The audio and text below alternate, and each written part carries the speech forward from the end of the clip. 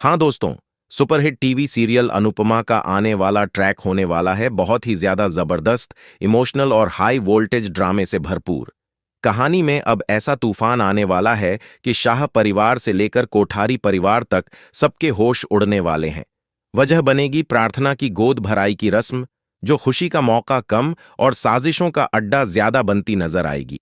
आप देख रहे हैं कि कोठारी हाउस में गोद भराई का फंक्शन रखा गया है, लेकिन इस खुशी के मौके पर भी मोटी बा के नखरे खत्म होने का नाम नहीं ले रहे। मोटी बा साफ शब्दों में कह देती है कि शाह परिवार इस घर में कदम नहीं रखेगा। उनके लिए शाह परिवार मनहूस, बेकार और बदतमीज है।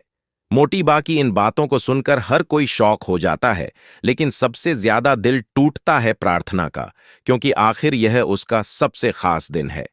प्रार्थना साफ साफ कह देती है कि अगर शाह परिवार को नहीं बुलाया गया तो वह इस घर में गोद भराई नहीं कराएगी।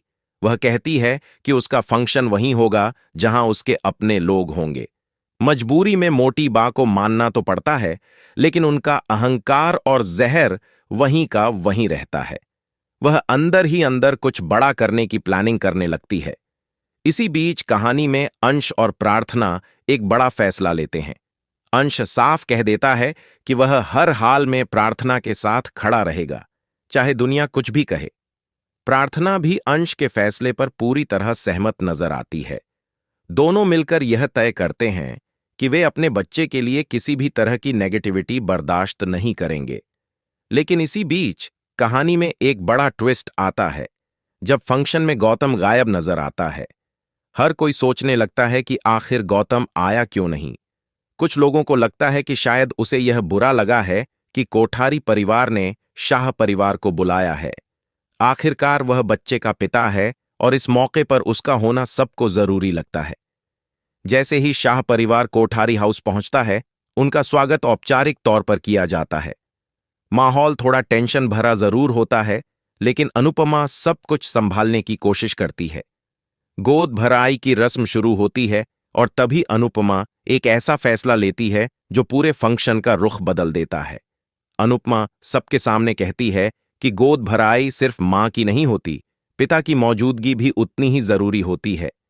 वह कहती है कि प्रार्थना के साथ अंश भी बैठेगा, क्योंकि बच्चा दोनों का है और जिम्मेदारी भी दोनों की है।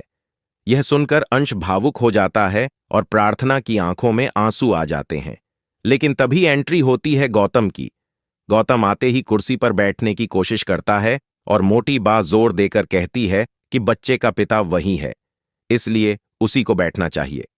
मोटी बा का यह बयान सुनते ही अनुपमा का खून खौल उठता है। वह अब और बर्दाश्त करने के मूड में नहीं होती। जैसे ही गौतम कुर्सी पर बैठने वाला होता है, अनुपमा अचानक कुर्सी खींच लेती है और गौतम नीचे धड़ाम से गिर जाता है। पूरा हॉल सन्न रह जाता है। हर किसी के चेहरे पर शौक साफ नजर आता है। किसी को समझ नहीं आता कि आखिर यह हुआ क्या। यह पहली बार नहीं है जब अनुपमा ने गौतम को सबक सिखाया हो। इससे पहले भी अनुपमा कई बार गौतम की सच्चाई सबके सामने ला चुकी है, लेकिन इस बार मामला और भी गंभीर हो जाता है। गौतम जमीन पर गिरते ही चिल्लाने लगता है और खुद को पीड़ित दिखाने की कोशिश करता है। तभी अनुपमा गुस्से में आकर गौतम के गाल पर जोरदार थप्पड़ जड़ देती है। यह थप्पड़ सिर्फ गौतम को नहीं, बल्कि उन सभी लोगों को लगता है जो अब तक चुप बैठे थे। अनुपमा मोटी बा को भी साफ शब्दों में चुप रहने को कहती है और बोलती है कि हर खुशी के मौके को बर्बाद करने की इनकी आदत अब बंद होनी चाहिए। अनुपमा कहती है कि यह गोद भराई प्रार्थना और उसके बच्चे की है, न कि किसी की साजिश का मंच। वह साफ कर देती है कि अगर किसी ने भी इस फंक्शन को खराब करने की कोशिश की तो वह चुप नहीं बैठेगी। अनुपमा का यह रूप देखकर शाह परिवार को भी गर्व महसूस होता है।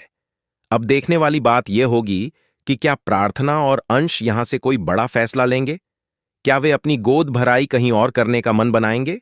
और सबसे बड़ा सवाल, क्या मोटी बा और गौतम अपनी हरकतों से कभी बाज आएंगे? दोस्तों, आप क्या सोचते हैं? क्या प्रार्थना को अब मजबूती से अपनी आवाज उठानी चाहिए? क्या उसे और अंश को इस ड्रामे से दूर अपनी जिंदगी की शुरुआत करनी चाहिए? अपनी राय हमें कमेंट बॉक्स में जरूर बताएं। ऐसी ही लेटेस्ट और धमाकेदार टीवी अपडेट्स के लिए चैनल को सब्सक्राइब करना बिल्कुल न भूलें।